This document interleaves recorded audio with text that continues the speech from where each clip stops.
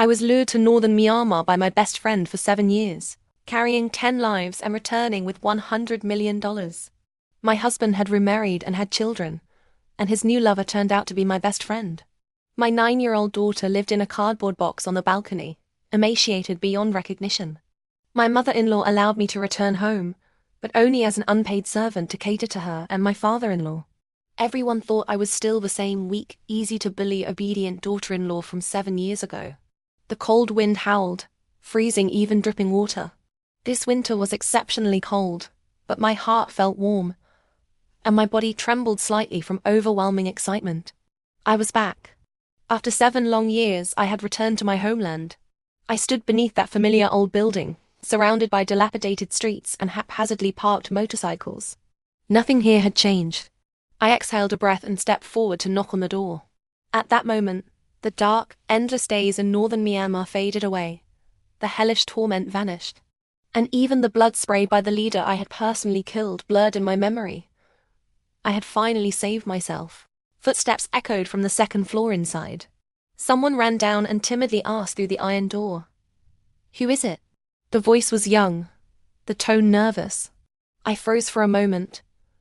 Then a pang of heartache washed over me, my eyes reddening as tears nearly fell. Who else could it be but my daughter? I still remembered the day my daughter turned 2. I had spent just 50 yuan on a small cake for her, only to be cursed, beaten, and violently thrown out by my in-laws. They hated me for not bearing a son, for giving birth to a worthless daughter, earning nothing, yet you have the nerve to buy a cake for your daughter. Get out and earn some money. You either go make money or give birth to a son right away. That's what they said. They never considered how hard it was for me to serve my father-in-law, mother-in-law, and husband while raising a daughter. The burden of household chores had worn me down to a shadow. How could I possibly have the energy to earn money? I endured again and again, submitted time after time, but understanding was never granted. No, they could understand. They knew I was exhausted, that they were still unsatisfied. That day I cried on the street for a long time, and could only turn to my old classmate, my only close friend, for help. Instead, she tricked me into going to Northern Myanmar, where I remained for 7 years. I remembered arriving in Northern Myanmar, having my phone confiscated, and being held underwater by several burly men in a suffocation game, asked if I would obey. I also remembered being caught after escaping late at night, thrown to 3 starving dogs that tore me apart while excited laughter echoed around me. And I remembered being thrown into a pigsty for an entire month as punishment, fighting pigs for food every day until my mind was on the verge of collapse. It was truly hell on earth. If not for missing my daughter every single day, I would have long since turned into a pile of bones buried in the soil of Northern Myanmar. Won? My voice trembled with emotion, tears streaming down my face the moment I spoke. A confused voice came from behind the door. "You know me? Who are you?" "I'm your mum." Those 4 words felt unbearably heavy, making my hands and feet tremble as tears and mucus flowed. "Mum?" Wonwon's voice changed, filled with disbelief and hopeful anticipation. She cautiously opened the door. When I left, she was only 2 years old, barely reaching my knees. Now, at 9, she should have grown into a graceful little girl. Overwhelmed with emotion, I peered at her through the crack in the door. Our eyes met. Hers were confused and nervous, while I froze in shock. Why was Wonwon so thin and frail? At 9 years old, she was barely a meter tall, her hair messy and short, her cheeks red and chapped from the cold, her hands blackened and wrinkled. Her tiny body was wrapped in an oversized coat, making her appear even more fragile. Was this Wonwon? She looked worse than a beggar on the street. I couldn't believe it. My lips trembled uncontrollably, and an indescribable heartache washed over me, making me grit my teeth. How had my husband's family raised my daughter? "Mom?" Wonwon looked at me, her eyes filled with confusion and unease. I wiped my tears and tried my best to control my emotions. "It's me. My name is Lu Qian.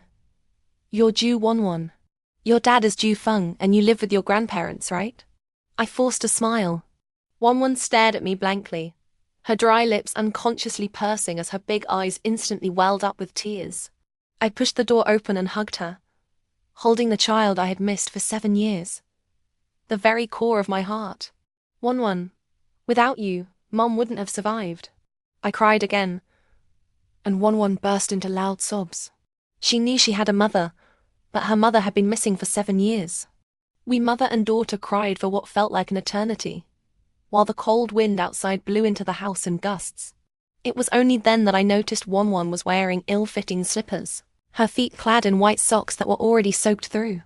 I touched her ankles. Her feet were as cold as the knives of Northern Myanmar. One, why are your feet wet? My heart ached for her. I was washing clothes. All right. I need to wash clothes. Grandma will be back soon, so I have to hurry. One's face turned pale as she tried to run upstairs to finish the laundry. She was terrified of her grandmother, my mother-in-law. My heart felt as if it were being wrenched violently, and I gritted my teeth. Mother-in-law. That old wretch who tormented me for years after I disappeared. She started tormenting my daughter? My expression must have been terrifying, the same look I likely had when I killed for the first time in Northern Myanmar.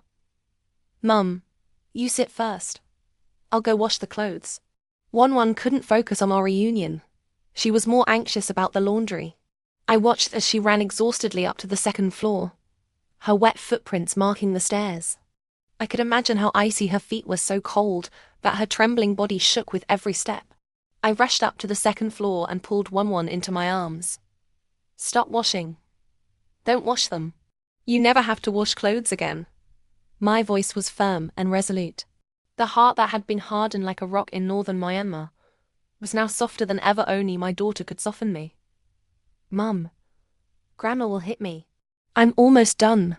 One sniffled, looking at the large bucket of clothes in the bathroom. There was clearly a washing machine in the bathroom, yet One wasn't using it. I didn't need to ask to know why my stingy mother-in-law forbade One from using the washing machine. Anger surged inside me. I kicked the bucket over, spilling a pile of clothes. Among them, I spotted boys' clothing. Whose are these? I picked up One and asked, stepping on a boy's shirt. They're my brothers. Mum, don't step on them. Grandma will scold me. One was terrified. I narrowed my eyes. Brother, do you have a stepmother? I had already guessed. One nodded sadly and finally wrapped her arms around my neck. She was still unfamiliar with me, holding me timidly. Now I understood. After I disappeared, my husband, Ju Feng, had remarried and even had a son. With a son in the family, my daughter had even less standing, reduced to nothing but a slave. I took a deep breath, suppressing the urge to kill. One, don't be scared. Let Mom take you somewhere warm. Where's your room? I was truly afraid her feet would get frostbitten. One pointed toward the balcony. I walked over and saw clothes hanging there, along with a large cardboard box, likely one that once held a refrigerator. The box swayed in the cold wind. One side had an opening, revealing old bedding and books inside. It looked just like a doghouse. My eyes instantly reddened. I couldn't believe my own guess. One, you live here? Yeah. One nodded, holding me a little tighter. I nearly ground my teeth to dust. My jaw clenched tight. One hand slipped into my pocket, gripping the folding knife I always carried. I wanted to kill someone. I kicked the cardboard box over, then went searching for the so-called son's room. His room was warm and cozy, complete with air conditioning, a tablet, a wardrobe, and more. The bed was large and beautiful, piled with 2 thick, neatly folded blankets. Fury erupted inside me. Ju Feng's son lived in a palace, while my daughter lived in a cardboard box? Mom, let's go. I'm not allowed in my brother's room. I'll make it dirty. One was terrified, glancing toward the corner. I looked and saw a surveillance camera. This house likely had many cameras installed. Whatever the reason, my daughter One was constantly being watched. Don't be afraid, One. Rest on the bed. You're freezing. I took off One's wet socks and shoes and placed her directly on the bed, covering her with the thick blankets. She was terrified and tried to get down. I held her firmly. One, listen to me. Mom is here. Only then did One calm down a little, wiping the tears from the corners of her eyes and curling her icy legs, seeking some warmth. She was utterly exhausted, holding my hand. She fell asleep like that. I gently rolled up her sleeves and found bruises all over her arms, green, purple, and painful-looking marks. Sure enough, one had been abused. My urge to kill resurfaced. If we weren't in China, my in-laws and husband would have been dead 100 times over. Taking deep breaths, I calmed myself and pulled out my phone. I made a call. On the other end came a man's voice, filled with respect and awe. "Sister Kian, what are your orders?" The man sounded as if he were bowing even over the phone. "Was your return smooth? Was the cleanup thorough?" "Everything went smoothly. The $100 million have been laundered and are ready for use any time. Rest assured, Sister Kian." There was a hint of excitement in his voice. "Good. I want to buy a villa in Guangzhou City and open a beauty company. Arrange it." I gave the order. The man immediately obeyed. I said nothing more. He was capable. Otherwise, I wouldn't have brought him back with me. With the villa, my daughter and I would have a place to live. She would never have to suffer here again. As for the company, it was just a front. After all, my identity wasn't clean, and I needed a brand new one. As I was thinking, angry shouts came from outside the door. "Ju 11, you useless thing. You didn't even close the main door. If anything gets stolen, I'll rip your face apart." I knew that voice all too well, my dear mother-in-law. She used to yell at me like that too. Every time she did, I would tremble uncontrollably. That terrifying pressure made it hard for me to breathe. As her weak, obedient daughter-in-law, she had tortured me until I was on the verge of a nervous breakdown. But now, I wouldn't hesitate to stab her. "The clothes aren't washed either. You even knocked the bucket over. You little bastard. Just like your mother. Who knows which man your mother ran off with, leaving you here to torment us." Mother-in-law continued cursing, now dragging my name into it. I opened the door and stepped out, staring at her expressionlessly. I closed the door behind me carefully, not wanting to wake my daughter. After 7 years, I was face to face with my mother-in-law again. My expression was blank, my entire being like a block of ice in the dead of winter. Mother-in-law froze. At first, she didn't recognize me and was startled. Then she frowned, scrutinizing me from head to toe. "Lu Qian?" "Yes, Lu Qian. That once weak, easily bullied, obedient daughter-in-law, the servant tortured daily by her in-laws, the mother who was thrown out for buying her daughter a cake." I still didn't speak. Hatred and rage surged wildly inside me. "You have a mole by your eye. It really is you, Lu Qian." Mother-in-law finally confirmed it was me. She was both shocked and furious. Her instinct wasn't joy, but the anger that had been delayed for 7 years. So she started cursing, "You damned bitch!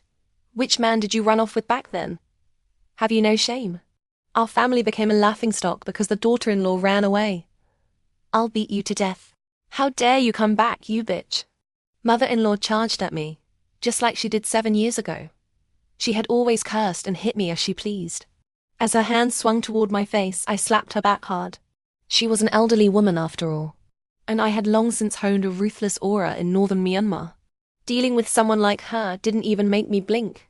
That slap left her dizzy and unsteady on her feet. Blood trickled from the corner of her mouth. She froze again, eyes wide with disbelief that her obedient daughter-in-law dared to hit her. "Lu Qian, you dare hit me? You buy." Slap. Before she could finish, I slapped her again. This blow was even harder, sending her sprawling to the ground. She cried out in pain, her mouth full of blood, unable to get up for a while. "Stop screaming. It's not good if you wake my daughter." I shook my hand and took out a handkerchief to wipe it clean. I found her dirty. Mother-in-law's lips trembled. She wasn't afraid of me, but she was absolutely enraged. "You just wait. Just you wait. Where's my phone?" She painfully fumbled for her phone. I stepped over her, making her cry out in pain again. Then I went to the balcony and gathered the books, school bag, and uniforms from the cardboard box. Meanwhile, mother-in-law managed to sit up, howling into her phone. "Ju Feng, that bitch Lu Qian is back. She hit me. Come back and deal with her right now." Mother-in-law was an expert at tattling. Back then, she'd wail and howl even when she wasn't wronged, just to get Ju Feng to punish me. And Ju Feng was a classic mama's boy. His mother came above everything else. I'd suffered plenty under his hands. Domestic violence, in other words. I still remembered how, just after giving birth, I was feeling unwell and asked mother-in-law to make some soup for me. She accused me of ordering her around, saying I had no manners. Feeling deeply wronged, I argued back with her. The consequence? Mother-in-law cried and wailed until Ju Feng came home. Without a word, he slapped me and warned that if I ever disrespected his mother again, he'd throw me out of the house. Now that I'd hit mother-in-law, Ju Feng was probably about to go berserk, and I had no interest in dealing with a berserk man. So I sat down on the sofa, crossed my legs, and made a call myself. The call connected, and I gave my order. Send the Long brothers over. You know where I am. Got it, Sister Kian. I hung up. Mother-in-law was still howling into her phone to Ju Feng. Son, hurry back. Mom's in so much pain. Mom can't go on living. What kind of daughter-in-law did you marry? I told you back then not to marry Lu Qian. Now look. She ran off with some man for 7 years. And now she dares to come back and hit me. Ju Feng was surely agreeing repeatedly. He was about to lose his mind. Finally, mother-in-law hung up. She had calmed down a bit, wiped the blood from her mouth, stood up, and glared at me viciously. Just you wait, you little bitch. I was waiting not for Ju Feng, but for my daughter to wake up. She was exhausted. She probably hadn't slept peacefully in a long time. I wanted her to sleep well before I took her away. Not long after, there was a knock at the door. Mother-in-law's face lit up. She shot me a savage glare and ran to open it. She shouted as she went, Son, you're finally back. Beat that Lu Qian to D. Her words trailed off as she saw who was outside. It wasn't Ju Feng, but 3 burly men, each nearly 2 meters tall. They were brothers from northeast China, strong, skilled in combat, and had once been enforcers for a boss in Northern Myanmar. Later, they followed me, and I brought them back to our homeland. The 3 men stood shoulder to shoulder at the door like 3 tigers, making mother-in-law freeze in fear. Who are you? The savagery vanished from her face, replaced by panic. The 3 brothers said nothing, their eyes fixed only on me. I gestured and they pushed past mother-in-law, entering the room and standing stiffly beside me. Mother-in-law was both shocked and terrified. Summoning her courage, she asked me, Lu Qian, did you hire thugs to fight? How could you be so? She wanted to say how low and wicked I was, but seeing the Long brothers, she didn't dare finish her sentence. Just then, Ju Feng returned. He was dressed in a suit, wearing a tie and leather shoes. His face dark as thunder, as if he were the supreme emperor of the household. 7 years, and he hadn't changed a bit. He still saw himself as the emperor of the family. His authority was not to be challenged, and his mother was to be respected at all costs. Seeing Ju Feng, mother-in-law tried to stop him, but he stormed in, his voice icy cold. Lu Qian, you hit my mother as soon as you returned. You still ignore my words. His icy tone faltered as he saw me and the Long brothers. His furious expression froze, like a duck mid-quack suddenly grabbed by the neck. I stood up and stared at this man I'd lived with for years. He was handsome, a high-achieving graduate. Back then, I'd been blinded by him. By the time I realized my regret, it was too late. Who could have imagined he was a foul, misogynistic, violent mama's boy? What's wrong? Lost your voice? Shouldn't you be lecturing your servant like an emperor? Shouldn't you be forcing me to kneel and apologize to your mother? I spoke, my face expressionless, but my thoughts drifted back to 7 years ago. Those days were unbearable to recall. Whenever I had a conflict with mother-in-law, Ju Feng would inevitably punish me. It started with blame, then insults, then beatings, and finally forced kneeling. Yes, he couldn't tolerate even the slightest disrespect toward his mother. He hated me for repeatedly crossing his line, even when I was clearly not in the wrong. In the end, he would force me to kneel and apologize to his mother every time, just to quell the anger in his heart. How many times had I kneeled to her? How many times had I cried and begged for mercy? Only then would Ju Feng forgive me. Only then would he stop beating me. Even now, thinking about it, my knees ache faintly, the lingering trace of a woman's dignity trampled into the dust. Ju Feng was speechless. He turned to his mother, wanting to ask what was going on. Before he could, I stared straight at his face and roared, "Kneel! I'd been holding on to those 2 words for years. Now it was my turn to say them. My turn to go berserk. Ju Feng was stunned, thinking he'd misheard. He stared at me in shock, his cold expression crumbling. Then he flew into a rage. His long-held authority as the head of the household wouldn't allow him to suffer such humiliation. He grabbed my collar, his fist raised to strike. But Dalong kicked him to the ground before he could. Along stepped forward, pinning him down with a knee on his back. Sanlong looked to me for instructions. I said kneel, just like you used to force me to kneel. I looked down at Ju Feng as if he were one of the corpses in Northern Myanmar. Ju Feng finally noticed the 3 burly men. He didn't dare rage anymore, muttering instead, "What are you doing? I'll call the police." Dalong swiftly pulled out a knife, pressing it against Ju Feng's neck. Along twisted Ju Feng's arms behind his back, while Sanlong snatched the phone mother-in-law was about to use to call the police.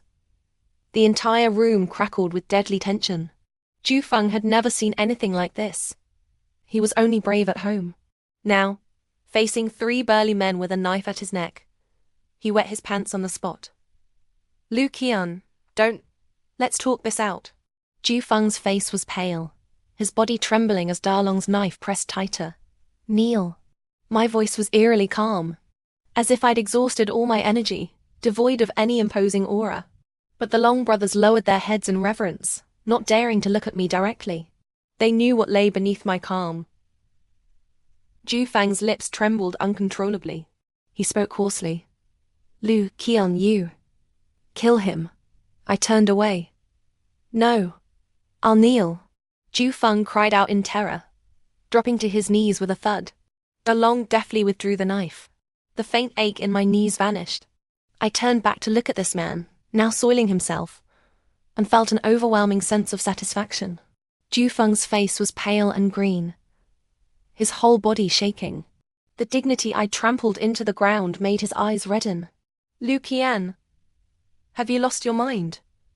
Hiring gangsters to force your own husband to kneel? How could you humiliate your husband like this?" Mother-in-law screamed then, forgetting her fear of Sanlong. But Ju Feng was terrified by her sudden outburst, afraid it would anger me further. He forced an obsequious smile. "Lu Qian, I kneeled, okay? We were husband and wife once. No need to be so cruel. I was wrong. I was wrong." I felt sick to my stomach. This was the so-called Supreme Emperor. I sneered, unwilling to look at Ju Feng for another second. Just a glance felt like filth. I quickly walked toward the bedroom. I thought I'd heard my daughter crying. She might have been woken up by the noise. Opening the door, I saw my daughter indeed huddled in the corner, crying. She must have woken up a while ago and overheard our argument. "Won, I'm sorry Mom woke you." I crouched down to hug her, my heart aching. Won hugged me back, looking up at me with tears streaming down her face. "Mom, did Grandma and Dad hit you?" "No, I hit them." I picked Won up. Won stared blankly. I cleared my throat loudly, and the Long brothers immediately left. Carrying Won, I walked out. Mother-in-law was helping Ju Feng check the wound on his neck. Ju Feng was still trembling, terrified by the Long brothers. Seeing me come out, mother-in-law didn't dare curse anymore, but she gritted her teeth, her face contorted like a constipated toad. I picked up Won's things and walked out.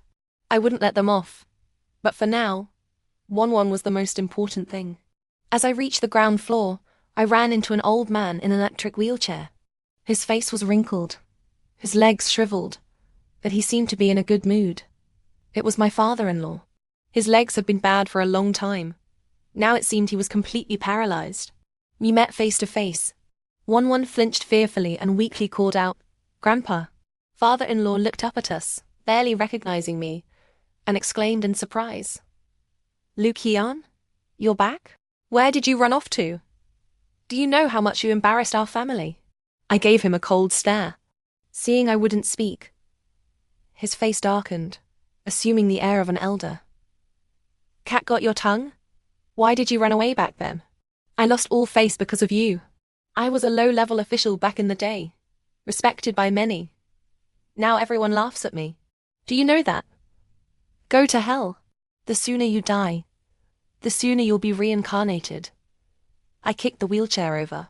Father-in-law screamed in shock, tumbling to the ground like a rat crushed under a rock. He writhed in pain, struggling but unable to get up. I strode past my father-in-law without a second glance. Some nearby residents pointed and whispered, "Is that Ju Feng's wife? The one who disappeared? She's back to suffer again. Sigh, if you ran away, why come back? She seems like a different person. She doesn't look easy to mess with." I ignored them and got into the Mercedes-Benz waiting by the roadside. A driver was already there and took us to a 5-star hotel. Since I hadn't bought a villa yet, Won and I could only stay at a hotel for now. Won had never stayed in a hotel before. She was both nervous and amazed, looking around and touching things cautiously, afraid she might break something. Seeing her thin frame and shabby clothes, my heart ached. Just how much had my daughter suffered? From now on, I would never allow Won to suffer even a little. Once we settled in, I took Won for dinner at the hotel's 5-star restaurant. She ate so eagerly she could barely close her mouth. Then, she suddenly withdrew her hands and asked me timidly, "Mom, is this very expensive? Am I allowed to eat it?" "Yes, of course you are." I turned my face away so she wouldn't see the tears welling in my eyes. After the meal, I took Won shopping, buying her over a dozen sets of clothes and shoes that fit her perfectly. She was overjoyed, hugging and kissing me, finally showing the sweet, girlish side of her. Late at night, after putting my daughter to sleep, I made a call. I called my cousin, Jo Yu. My parents died young, and I only had a few relatives on my mother's side. Jo Yu was one of them. She was the only one who truly cared about me. After I married Ju Feng, only she would regularly ask if I was doing well. I always said yes, but secretly, I cried every time. Over the years, I had forgotten many things, but I still remembered my cousin's number. I wasn't sure if she had changed it. The phone rang a few times, then connected. "Who is this?" Jo Yu had clearly been asleep, her voice slightly hoarse. I felt both joy and sorrow, my eyes reddening the moment I spoke. "Cousin, it's me, Lu Qian." "Ah? Lu Qian?" My cousin was overjoyed. She woke up immediately, asked for my location and rushed over. I waited for her downstairs at the hotel, watching her step out of a taxi in the middle of the night. When we met, we barely recognized each other, but she hugged me without hesitation, patting my back firmly. "Lu Qian, where did you go? I looked for you for so many years." Jo Yu started crying. I couldn't hold back either. Even though I was strong and ruthless now, all I wanted at that moment was to lean on Jo Yu's shoulder, just like when I was bullied as a child, and would run to her crying. Sometimes she would carry me and run home. Chased by a crowd of kids throwing stones, my parents died young, and I was a wild child, bullied by many. We cried for a while before heading up to the hotel room. There, Jo Yu saw the sleeping Won. She was shocked. "Why is Won so thin? And there are bruises on her neck. Damn it. Ju Feng's family really did abuse her." Jo Yu was furious. She told me that after I disappeared, Ju Feng's family distanced themselves from my relatives, blaming them for raising a disgraceful daughter-in-law. Later, after Ju Feng remarried, they basically cut off all contact. Jo Yu had tried to visit Won but could never find an opportunity. The last time she saw her was 3 years ago. Damn it, they're all beasts. It's my fault. I never imagined Won was suffering so much. Jo Yu blamed herself. I didn't blame her.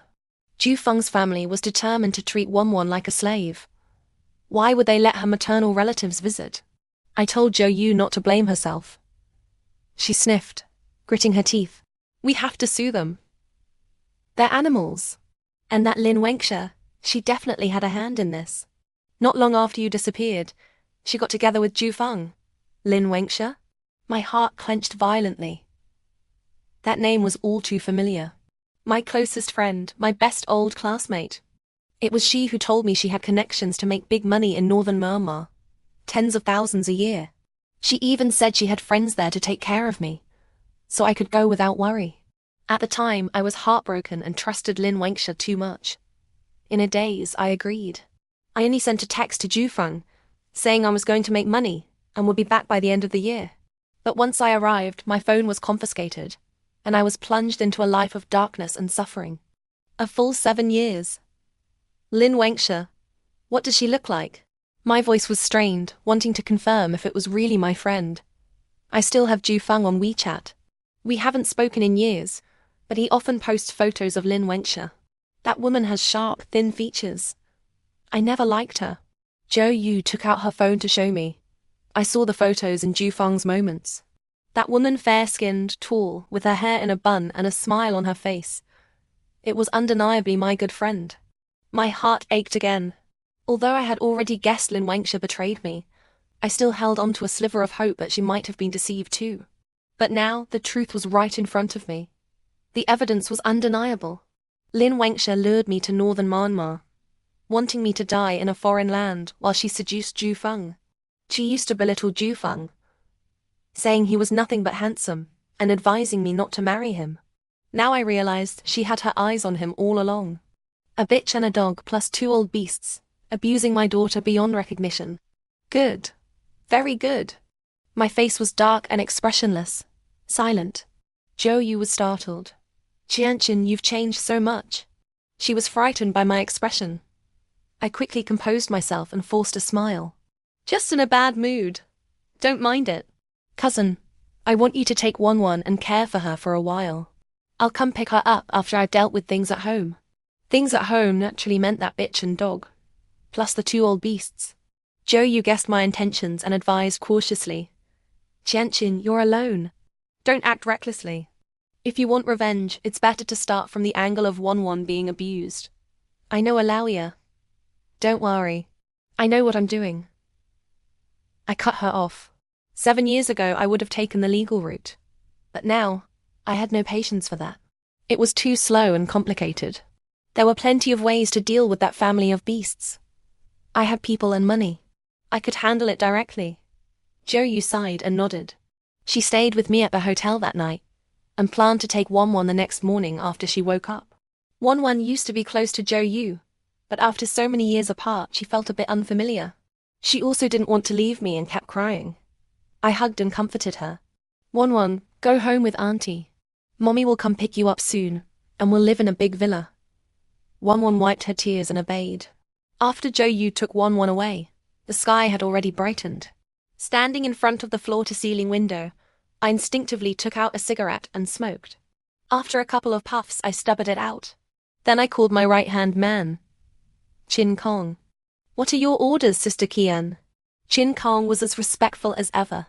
Help me look into Ju Feng and Lin Wenxia's situation, focusing on their work. I gave Chin Kong the task. He said he understood and would get to work immediately. I rubbed my neck. Exhaustion washed over me. And finally, I felt sleepy. I fell into bed and slept until the afternoon. Zhou Yu came back. I was surprised and asked her what was wrong. She showed me her phone. Qianqin, Ju Feng knows I saw you. He's been frantically calling me, demanding to talk to you. How did he know? After I went back, the more I thought about it, the angrier I got. I posted in my moments, calling him and his whole family out by name. He guessed. Zhou Yu was still fuming. He also said if you don't talk to him, he'll immediately report you for child trafficking and have the police find you. Child trafficking? I took my own daughter, and that's considered child trafficking. My expression darkened again. I nodded and said, all right. Since Ju Feng wanted to talk, let's talk. Coincidentally, Ju Feng called Zhou Yu via video chat. Zhou Yu cursed under her breath and answered. Instantly, Ju Feng's smug face appeared on the screen. His mother was sitting beside him, and the sound of a young boy could be heard in the background. Ju Feng had clearly recovered his nerve and wasn't soiling himself anymore. He stiffened his face and spoke. Lu Qian, you're something else. Hiring gangsters to bully us. How much did you spend? Impressive. Yesterday he was wetting his pants, today he's mocking me. Then why haven't you called the police?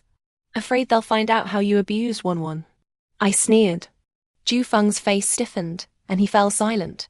Beside him, mother-in-law clearly wanted to curse me out, but she forced a gentle tone.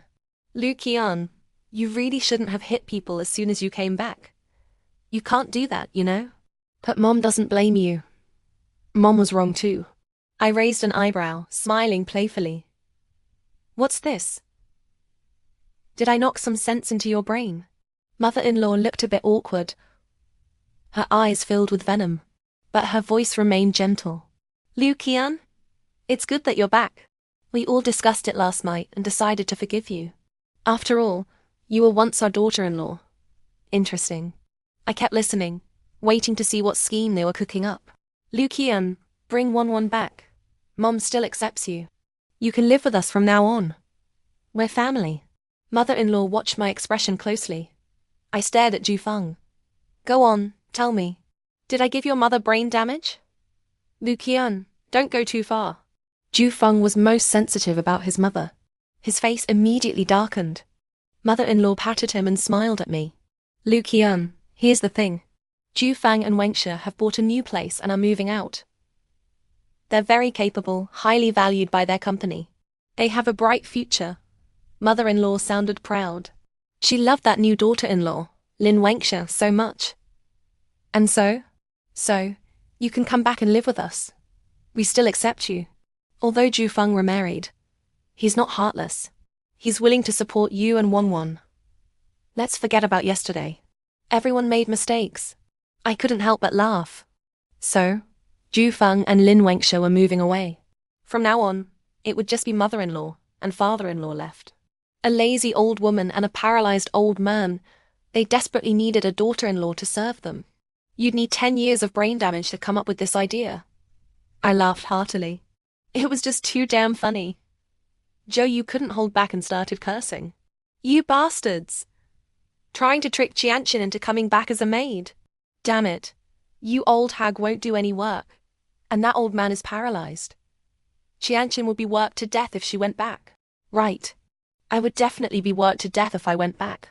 My mother-in-law was the most shameless person I had ever met. Zhou Yu, this is our family matter. What does it have to do with you? Mother-in-law was furious, cursing at Zhou Yu. Zhou Yu shot back. You old wretch. Go eat shit. That's all you deserve in this life. Wanting Qianqin to go back and serve you. You should be praying she attend your funeral. When are you going to die anyway? Mother-in-law's face turned purple with rage. Ju Feng was enraged, slamming the table. But then a woman appeared behind him, signaling him to calm down. My eyes instantly turned icy. Lin Wengshe. She finally showed herself. It had been 7 years. She'd changed a lot, losing her youthful naivety and gaining a more calculating look. I stared at her. She looked back at me, then sniffled, her eyes welling up. Liu Qian, you're finally back. I'm sorry. I didn't know my friend was a scammer. Back then, when you suddenly disappeared, my friend said he never saw you. Lin Wengshe wasn't a classic green tea bitch, but she was a good actress. Ju Feng immediately put his arm around her shoulders to comfort her. Wengshe, it's not your fault. You were a victim too. It's all Liu Qian's fault for being so stupid, actually believing she could make money in Northern Myanmar. I bet she never even went to Myanmar. She probably ran off with some man halfway and lied to us about making money. Mother-in-law added, cursing. Zhou Yu couldn't stand it anymore, and was about to curse again. I stopped her, keeping my eyes fixed on the fake crying Lin Wengshe. She glanced at me furtively, her face a mask of feigned guilt. I clicked my tongue twice. Lin Wengshe, you haven't been able to contact your friend in Myanmar for a long time, have you? Lin Wengshe froze. What? Are you wondering why he suddenly went silent? It's been 2 years since he last contacted you, right? I sneered. You? How do you know? Lin Wengshe was shocked and suspicious. Because 2 years ago, I killed him. I smiled happily. 2 years ago, after following the boss for 3 months and gaining a bit of power, I immediately, and without hesitation, killed that damned man. Killed? What kind of joke is that? Lin Wengshe didn't believe it at all. She knew I was always weak and easy to bully, constantly insulted and tormented by my in-laws. How could I possibly kill someone? Liu Qian, enough nonsense. I'm asking you. Are you willing to come back or not? I'm giving you one last chance. Mother-in-law lost her patience, demanding harshly. She dropped the gentle act. I'll come back to collect your bodies after you're dead. I scoffed. Mother-in-law exploded, screaming insults. Liu Qian, you bitch. Fine, don't come back. Take that worthless girl with you. That's even better. Our family will live comfortably and happily from now on. Let me tell you, Ju Feng and Wenxia's combined salary is 70 to 80,000 a month. The house they bought is in Rose Bay, the best neighborhood in the city. You could never afford to live there. How does that feel? Mother-in-law was both proud and excited. Thanks to you disappearing, we found such a good daughter-in-law. You should have just died. Don't ever come back. Mother-in-law's insults couldn't have been more vulgar. She hadn't changed a bit. I remained indifferent, looking at her as if she were already dead. Lin Wenxia was secretly smirking, hiding her mouth as she bowed her head. Beside her, a boy of about 5 suddenly appeared, snuggling affectionately into Lin Wenxia's arms. Then, imitating his grandmother, he yelled at me. Die. Die, Daddy is my mommy's. He was only 5, but his face was fierce, devoid of any childlike innocence. Lin Wenxia patted him. Anan, don't curse. Anan stuck his tongue out at me and kept making rude gestures with his middle finger. Stinky bitch. Die, bitch. Daddy is my mommy's. You son of a bitch. Zhou Yu couldn't take it anymore and roared in anger. Lin Wenxia immediately hung up the video call. Zhou Yu threw her phone on the bed, dizzy with rage. She asked me what we should do, if we should hire a lawyer and sue immediately. My mind was eerily calm. After the storm of anger and murderous intent, what remained was a deathly stillness. I'll handle it. Cousin, go back and take care of Wanwan. I smiled. Zhou Yu was still fuming, cursing Ju Fang's family to die horrible deaths. After seeing her off, I quietly went to get something to eat, waiting for Qin King's call. Later that evening, Qin Kong called. Sister Qian, Ali has found a villa for you. It's in Rose Bay in the eastern part of the city. Over 500 square meters. Total price over 40 million. Qin Kong gave a detailed description of the villa. I didn't listen too closely, but I did catch the words Rose Bay. Isn't that where Ju Feng and Lin Wenxia's new place is? With their income, they definitely couldn't afford a villa. They probably just bought a high-rise apartment, most likely a small one. Sounds good. Get it. When can I move in? I urgently needed a place to live, not for myself, but for Wanwan. I was going to give her a big house. Never again would she live in a cardboard box. Ali says once the paperwork is done, we can sign the contract. 3 days at the earliest. Then we can start renovations. We'll finish as quickly as possible so you can move in, Sister Qian. Qin Qiang's tone was respectful. I nodded. Good. Send someone to pick me up then. Also, speed up the investigation into Ju Feng and Lin Wenxia. I want to know as soon as possible. Understood. 3 days later, Qin Kong came to see me in person. He was well-mannered, wearing gold-rimmed glasses and carrying a briefcase. He looked completely harmless, but I knew he was ruthless and wouldn't hesitate to kill. Sister Qian, these are the villa documents, and these are the relevant materials for the beauty company. Qin Kong arranged everything neatly on the table, adding some photos and files. Furthermore, we have completed our investigation into Ju Feng and Lin Wenxia's personal circumstances. Qin Kong lowered his head, indicating for me to look at the photos and files. I closed my eyes to rest, telling him to just brief me verbally. Qin Kong began. Ju Feng and Lin Wenxia work at Wenkang Insurance Company, one of the largest insurance companies in this city. Their main products are life insurance, health insurance, auto insurance. Ju Feng is the manager of the actuarial department, and Lin Wenxia is the deputy manager of the finance department. Both are in management positions. Qin Kong went on at length. My ears were starting to itch. Stop. I want them fired. Is there a way? I cut him off. He nodded. The beauty company we currently took over was originally Angel Beauty.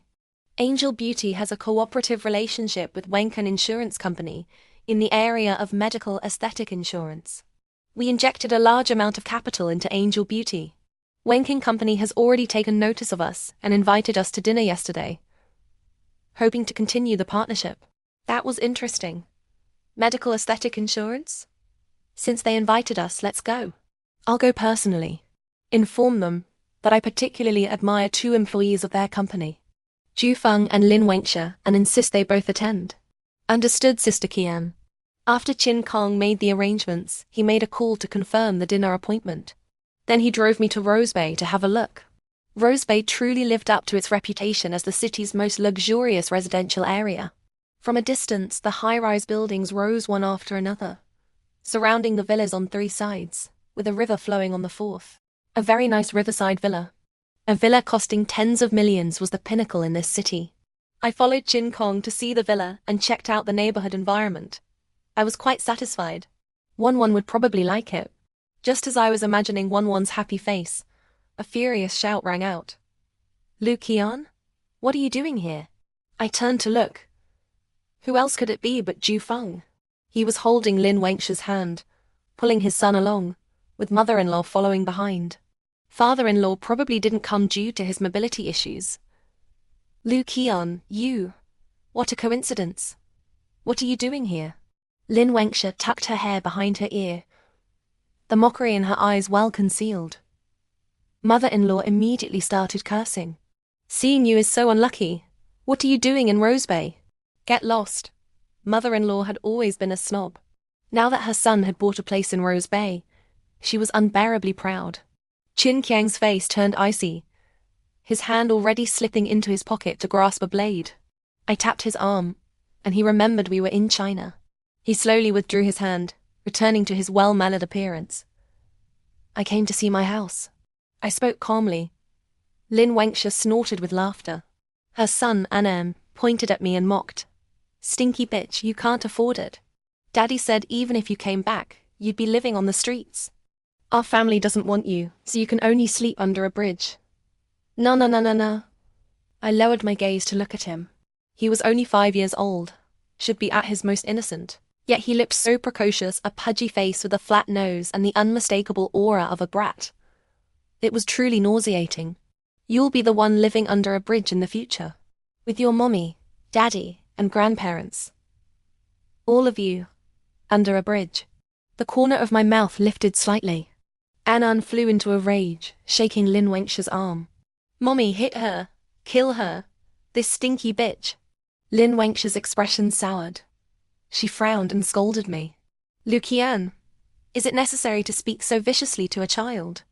What does he understand at his age? Not only will I speak viciously, I wish he were dead." I was even more venomous. Ju Feng's family was livid. Mother-in-law charged over to hit me. "You bitch. I'll rip your mouth apart. You're just jealous your husband was taken, coming here to spout nonsense."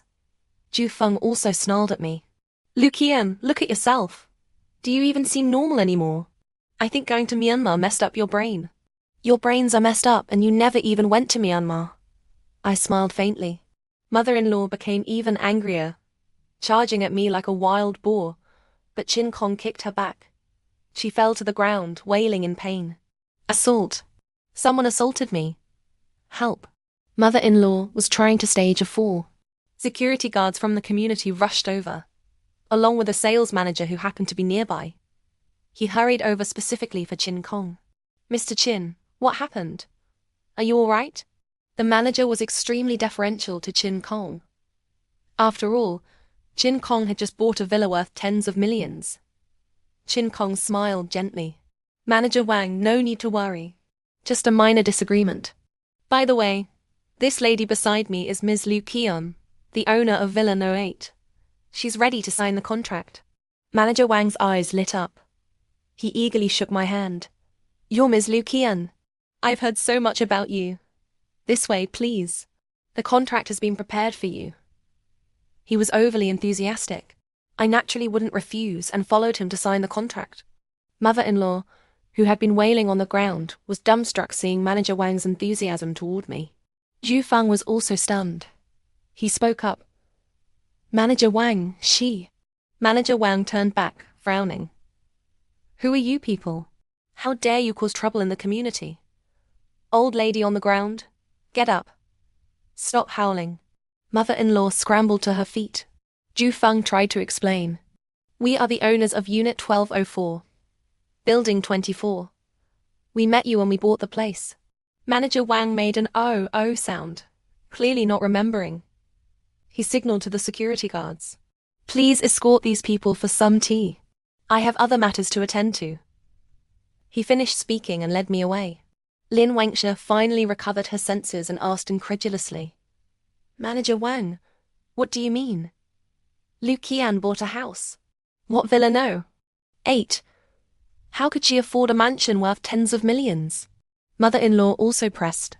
Manager Wang was somewhat impatient but still explained, "Yes, Miss Liu Qian purchased Villa No. 8 in our Rose Bay. We're going to sign the contract now. Please make yourselves comfortable." Having said that, Manager Wang refused to elaborate further, eagerly leading me away. I looked back from a distance. Ju Feng's family was still standing there, looking at each other, their expressions shifting between confusion and anger. They looked as if their whole family had died, unsure where to bury the bodies. That evening, back at the hotel, I asked my cousin Zhou Yu to bring my daughter over to play. My daughter immediately threw herself into my arms, her eyes welling up again, even though we'd only been apart for a short while. "One, Mommy bought a big house. Once it's decorated, you can move in. From now on, you'll be a little princess." I stroked One's hair. "Anywhere is fine, as long as I'm with Mommy." One clearly had no concept of a big villa. She only had a concept of Mommy. Zhou Yu wiped away tears discreetly beside me. Then her phone rang. She checked, it was Ju Feng calling via video chat again. "Jianchen, Ju Feng again. Answer or not?" Zhou Yu gritted her teeth. I nodded. "Take One shopping. I'll answer." Zhou Yu took One out. I answered the video call. Ju Feng, Lin Wangxia, father-in-law, mother-in-law, and Anan, they were all there. Mother-in-law's large face was right up against the screen. "Zhao Qian, have you had dinner?" Mother-in-law started with an enthusiastic smile. Ju Feng and Lin Wangxia forced stiff, fake smiles. Father-in-law also smiled, telling Anan to call me auntie. Anan pursed his lips and reluctantly called out, "Auntie." "Did Anan's mommy die? Why is he suddenly calling me auntie?" I asked kindly. Everyone's expressions changed instantly. Anan immediately started making rude gestures with his middle finger. "Your mommy died. You stinky bitch. Your grandma is my mommy. It'd be great if she died." I nodded. A good death. Mother-in-law couldn't hold back anymore, taking deep breaths. Ju Feng spoke gravely. "Liu Qian, that's enough. I know you resent me, but you disappeared without a trace back then. I couldn't wait for you forever. I needed a son to carry on the family line, right? Cut the crap. What do you actually want?" I was getting annoyed. Lin Wangxia forced a smile. "Liu Qian, did you make money in Myanmar? You can afford a villa now. You must have made a lot, right?" "Of course. Made over $1 billion. A collective sharp intake of breath. Everyone's expressions changed, filled with disbelief. Mother-in-law instantly transformed into a smiling tiger, beckoning to me warmly. "Zhao Qian, come home quickly. It was all a misunderstanding before. I promise I'll treat you like my own daughter if you come back now. Good daughter-in-law, Dad doesn't need you to serve him. Dad can manage on his own." Father-in-law also spoke, craning his neck to look at me. Ju Feng's face shifted through various emotions as he looked at me, then at Lin Wangxia. Lin Wangxia swallowed hard and asked me again, "Really over $1 billion? How is that possible?" "Don't believe me then. But the money's gone now." "Gone? Where did it go?" They were frantic, staring at me intently. "Bought the villa. The rest was donated to the mountain regions. That money was ill-gotten. I had to donate it." I said it matter-of-factly. Mother-in-law slapped her thigh. "You fool, Zhao Qian. How could you be so muddle-headed? Anan is practically half your son. You should have at least left something for him." "Huh? Anan is half my son?" I burst out laughing. I couldn't stop laughing. Ju Feng snapped coldly. "Enough. She's playing us. Buying the villa was probably just an act she put on with Manager Wang to show off." That's right. She's a useless woman. How could she make over $1 billion after being tricked into going to Myanmar? She's lucky she didn't lose a kidney," Lin Wangxia also asserted firmly. Only then did father-in-law and mother-in-law regain their senses, looking at me with a mix of shock and anger. Ju Feng added, "Liu Qian, I might have believed you about buying the villa. But pulling this stunt makes it clear you're just unbalanced and seeking attention. I won't believe it anymore. Keep putting on your little act. Let's see how long you can keep it up. Ju Feng deliberately said this to provoke me, testing if I really had over $1 billion. I shrugged. I could act for a lifetime. Right, Lu Qian. Keep pretending. Oh, I forgot to tell you. A mysterious big boss has recognized Ju Feng and Wengsha's abilities. He specifically requested both of them to attend a dinner. They're about to get promoted again. How does that make you feel? Mother-in-law started gloating again. Ju Feng and Lin Wengsha exchanged smiles, both looking proud. I blinked, thinking for a moment. Could that mysterious big boss be me? After mother-in-law's family finished gloating, they hung up the video call. Zhou Yu returned and asked me what happened. If Ju Feng and the others had cursed at me again. They were trying to figure out if I'm rich or not. If I have money, even Annan could call me mom. I was utterly contemptuous. Wanwan immediately threw herself into my arms, whispering timidly, "Mommy, I don't want Annan to call you mommy. This poor little thing." She was really scared. I kissed her forehead and promised lovingly, "Wanwan, Mummy will only have you as her child in this life." Only then did Wanwan become happy. She played with me for a while longer, before Zhou Yu took her home. I had a good night's sleep. The next afternoon, I went out and got into Qin Qiang's car. "Sister Qian, the dinner is already booked at Guizi restaurant. Wenkang Company takes this very seriously. Many other companies are also trying to get information, and are very curious about you." Qin Kong smiled while driving. I nodded. That was normal. Our group had been too extravagant, taking over Angel Beauty Company and stirring things up. Although I didn't know the specifics of how Qin Kong and the others operated, we were definitely attracting attention. My new identity was established.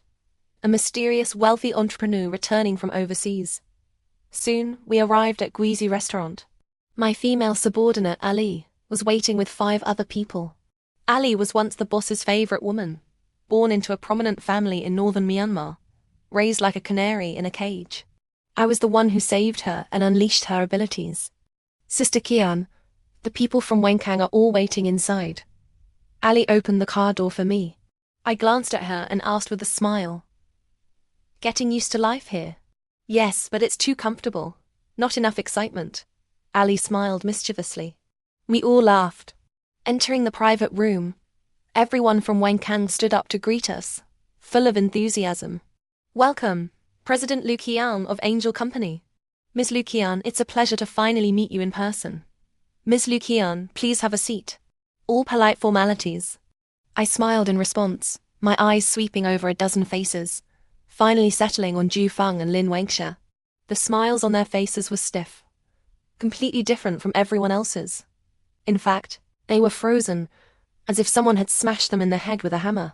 "Ms. Lu Qian, these two are our company's Ju Feng and Lin Wengsha." A balding man followed my gaze and introduced them. "So Ms. Lu Qian already knows our company's Ju Feng and Lin Wengsha. It seems our two companies are fated to connect." Another woman laughed heartily. I smiled. "Of course I know them. I've known them for a long time." "Really? Did Ms. Lu Qian work domestically earlier in her career?" Everyone was curious. "Not exactly. I just lived in Panyu district for a while, and was old neighbors with Ju Feng. He's quite a celebrity in our Panyu district." I motioned for everyone to sit. Everyone sat down to listen, except for Ju Feng and Lin Wengsha, who stood stiffly, staring at me in disbelief. "Ju Feng does live in Panyu district. That's the old part of the city. Are you from Panyu, Ms. Lu Qian?" the balding man asked. "Yes, I lived there for several years." Every day I could hear Ju Feng cursing and beating his daughter. His daughter is only 9 now. Poor thing, she's been abused since she was 2. Had to wash clothes no matter how cold it was. Had to sleep in a cardboard box on the balcony. Tisk tsk. The room erupted in murmurs. The laughter vanished instantly. The dozen or so Wenkang executives exchanged looks, then fixed their gazes on Ju Feng. I continued, "This Ju Feng married Lin Wengsha and had a baby boy, whom they treasure like a precious jewel. His parents seem to have found a new lease on life finally, someone to inherit the throne. That poor little girl is even worse off. With no mother and abused by her family. All the neighbors feel terrible for her. My expression was cold. The atmosphere in the room froze solid.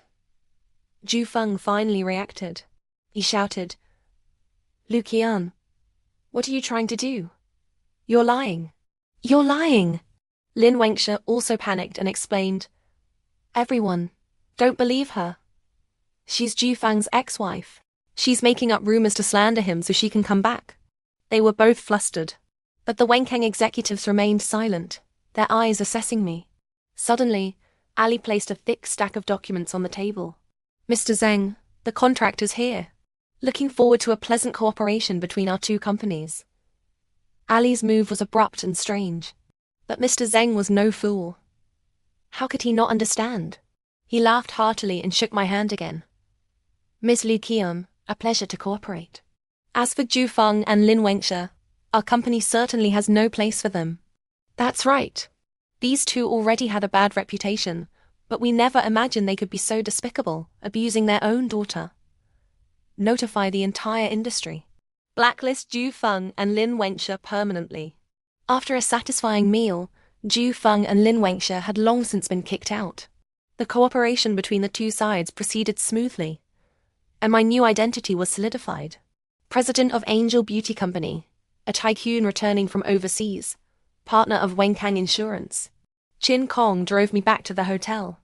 After that, our enterprise was about to launch with great fanfare.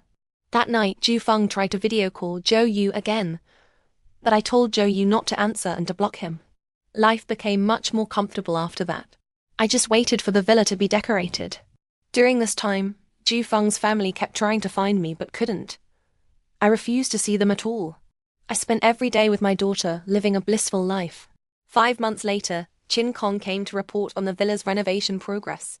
"Sister Qian, the villa is fully decorated, furniture is in place, and formaldehyde has been removed." "So fast?" I was a bit surprised. Renovating a villa was no small matter. It often took years. If you're willing to spend money, you can save time. Chin Kong smiled. I gave him a thumbs up. "Well done." That day, I took Zhou Yu and Wanwan to the villa. Chin Kong accompanied us. Wanwan became nervous as soon as we entered the community, her hand in mine sweaty. She avoided looking at the patrolling security guards. She had been abused for too long, her psyche already scarred. She was cautious about everything, let alone entering such a luxurious place. My heart ached. I hugged and kissed her. "Wanwan, this is your home from now on. Don't be afraid." Wanwan nodded obediently, but then her gaze shrank, and she hid in my arms again, as if she'd seen something frightening. I looked to the side and saw Ju Feng's family. The whole family, young and old, was carrying large and small bags. They looked gloomy, listless, and were walking out of the community. Zhou Yu exclaimed, "Look! Those beasts!" The beasts noticed us. Ju Feng and Lin Wenxia's faces turned pale. Clearly they were afraid of me now and didn't dare curse at me anymore. But mother-in-law had no fear of death. She dropped her luggage and charged over, cursing, "Lu Qian, I finally caught you. Are you even human? You got Ju Feng and Wenxia fired. The industry blacklisted them. They can't earn a single cent now. They can't even pay the mortgage." Mother-in-law howled, her whole body trembling. Father-in-law also wheeled himself over, pointing at me and cursing, "Is this how a daughter-in-law should behave? We're old and still have to suffer. The mortgage, the car loan are all overdue. Ju Feng and Wenxia are being discriminated against and insulted by their peers, can't find jobs, cough cough. You're killing me. You're not human." The two old beasts cursed with gusto. Zhou Yu cursed back, "Serves you right. Just drop dead." "Haha, let me tell you, Qianchen is worth hundreds of millions. You can drool all you want. Also, Qianchen's money will all go to Wanwan. The family throne will be inherited by a daughter." Zhou Yu knew how to pour fuel on the fire. The two old beasts nearly fainted from rage. Ju Feng and Lin Wenxia didn't dare curse at me. They knew exactly how much power I wielded. So, they quickly dragged the two old beasts away, slinking off in disgrace. The brat Annan was confused. He turned back, gave me the middle finger and mouthed, "Stinky bitch." I stared at him. This brat was truly disgusting. That little boy is disgusting. Chin Kong, who had been silent all along, spoke up and glanced at me. I glanced back at him and said casually, "A brat like that is most suited for living under a bridge." Chin Kong chuckled softly. I held Won and walked back to the villa, smiling. My little princess was coming home. Early the next morning, a piece of news topped the local headlines. Last night at 3:30 a.m., a fire broke out at No. 145, Hanyi District. Suspected to be caused by a gas leak. Fortunately, the homeowners were not yet asleep and escaped in time. No. 145. Hanyi District, that was Ju Feng's home, wasn't it? They couldn't pay the mortgage anymore, so they had to move back to the old house. And that very night, it caught fire. Although they escaped, the house was burned to charcoal. Clearly it was Chin Kiang's doing. I read the comments under the news. There were plenty of strange ones. "Oh my God, I'm their neighbor. Scared me to death last night. Reap what you sow. That whole family is full of beasts abusing their daughter." When the fire broke out last night, not a single neighbor helped put it out. Someone's Mercedes parked downstairs got burned too. And their neighbor's house also caught fire. Haha. They're gonna be bankrupt paying for this. The Mercedes was mine. Over 2 million. I just went back to my hometown for one night. And it's gone. Good burn. It could bankrupt Ju Feng's family. I was in a great mood and went to make Won a loving breakfast. After so many years, Won could finally eat a breakfast made by her mommy. Won was overjoyed. She didn't cry while eating anymore. As days passed, she gradually became less insecure and sensitive, and not so overly cautious. Her body also developed. She grew to 1.3 meters tall, all within just half a year. I dressed her in pretty clothes and combed her beautiful hair. She looked like a little sprite. "Mommy, do I look pretty?" She often asked me, admiring herself happily in front of the full-length mirror.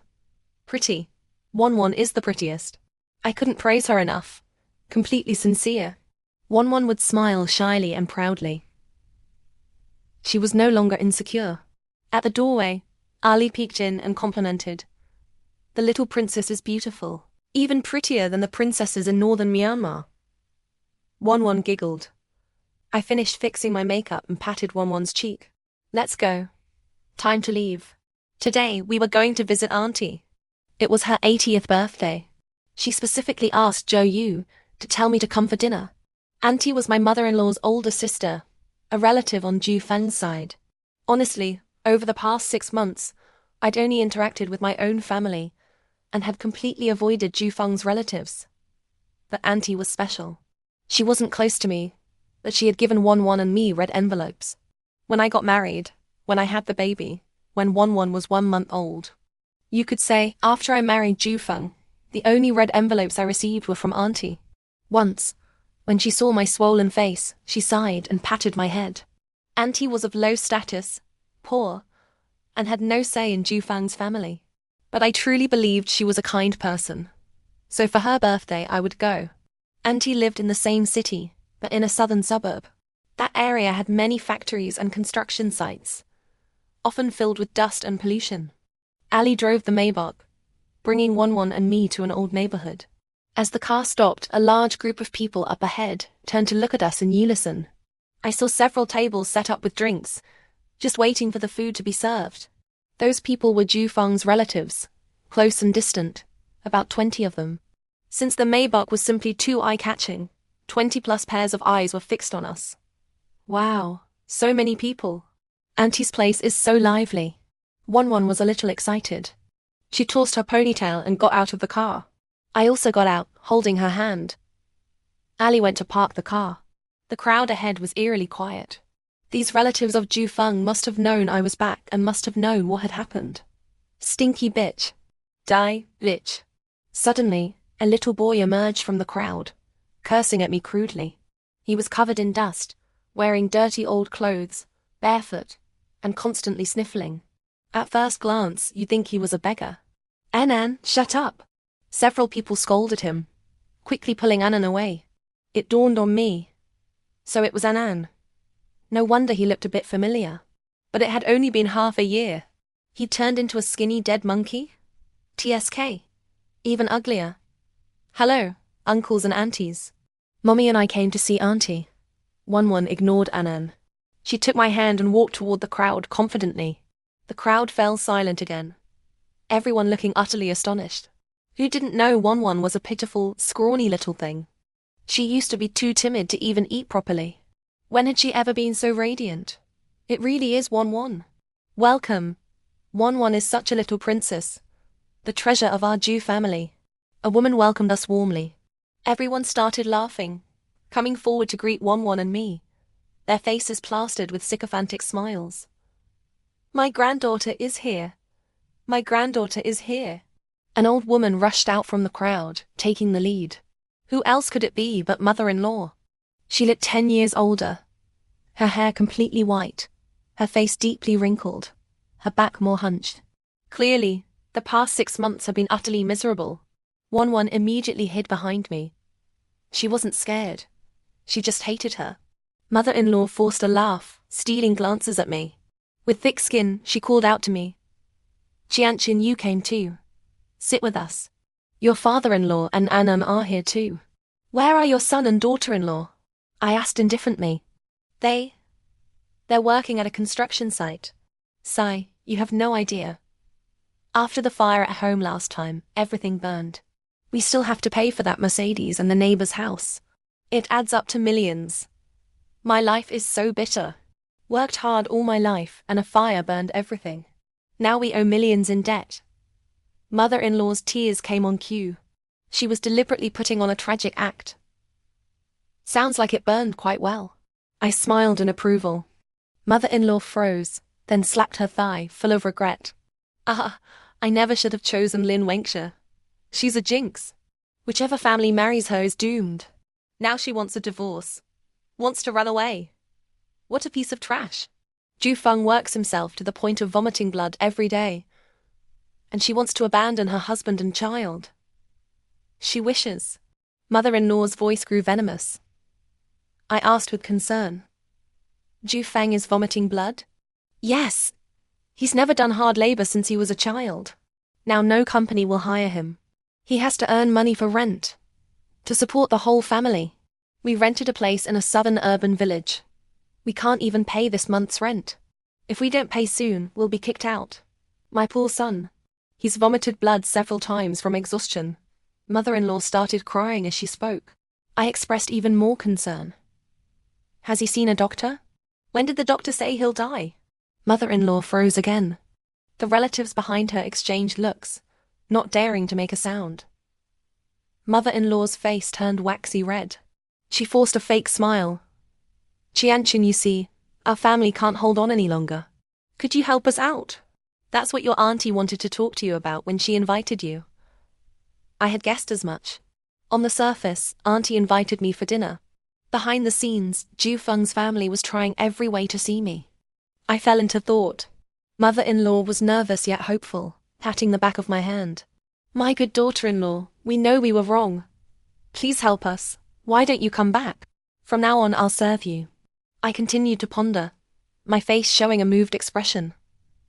Mother-in-law couldn't help but feel happy. She leaned down to speak to One. One, Grandma misses you so much. Will you and your mommy come back? One turned her face away, giving no face at all. Then I spoke. Sai, we're still family after all. I'm not short of money. How about this? Ju Feng and Lin Wenxia can be managers at my company from now on. 100,000 a month. How about that? Ah, yes. Mother-in-law was shocked, repeatedly saying yes. The crowd erupted, their eyes shining. I continued. As for you and father-in-law, you're so old now.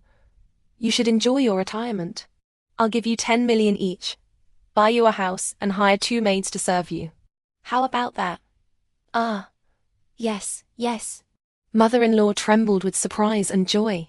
The relatives became even more agitated. The crowd restless. I clapped my hands. It's settled then. We're still family. Family. Of course we're family. Mother-in-law held my hand tightly, afraid I might run away. I nodded again. But then I saw Annan in the crowd still giving me the middle finger. I deliberately scowled and yelled, "Annan, where are your manners?" Everyone looked at Annan. Annan, dirty and disheveled, was making faces and giving the middle finger. Seeing everyone stare, he got scared. Mother-in-law was furious and shouted, "You ill-mannered brat! What did your mother teach you? Kneel and apologize to your auntie." Annan immediately started crying, snot running everywhere. It was disgusting. I waved my hand with a snort. Forget it, forget it. I guess we can't be family after all. This Annan irritates me too much. I can't be family with you. After saying that, I took Won to see auntie. Mother-in-law's face turned deathly pale. She chased after us, pleading, "Xianqing, don't be like this. Annan deserves to die. He's a little beast. Don't be angry. Don't bother me." I said we're not family, so we're not. Let Jufeng and Lin Wenxia keep laying bricks. Figure out your own retirement. I can't be bothered. I glared coldly at mother-in-law. She was too scared to chase further. Then she rushed to beat Annan, beating him to within an inch of his life. Annan's cries echoed through the entire old neighborhood. After visiting auntie, it was getting late. Auntie didn't try to persuade me to help Jufeng's family. She just gave us 2 more red envelopes. One for me, one for Won.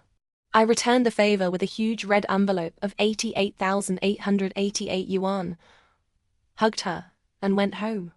Unfortunately, Jufeng and Lin Wenxia returned. After hearing mother-in-law's frantic explanation, they hurried to catch up with me.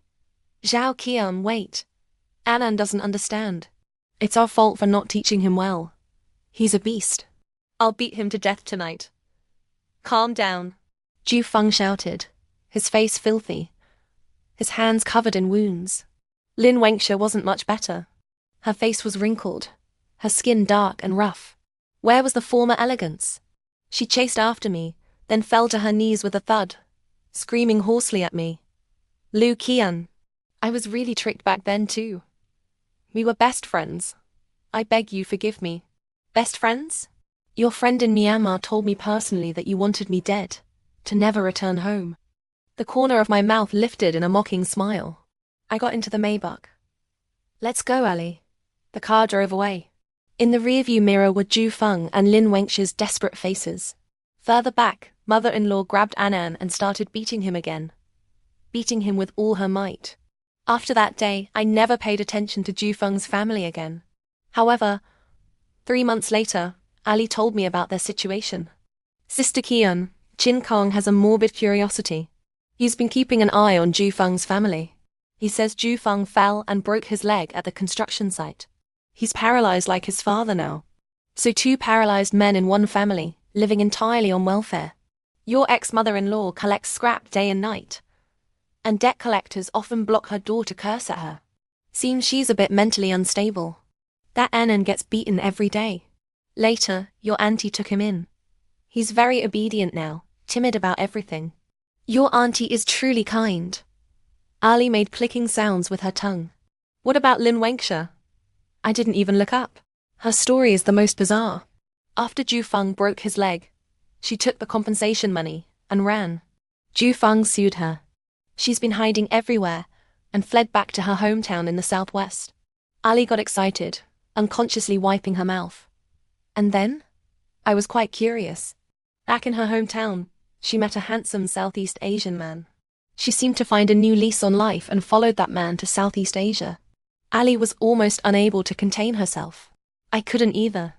Lin Wenxia was sold to the most brutal fraud operation. She's probably frantically making scam calls now.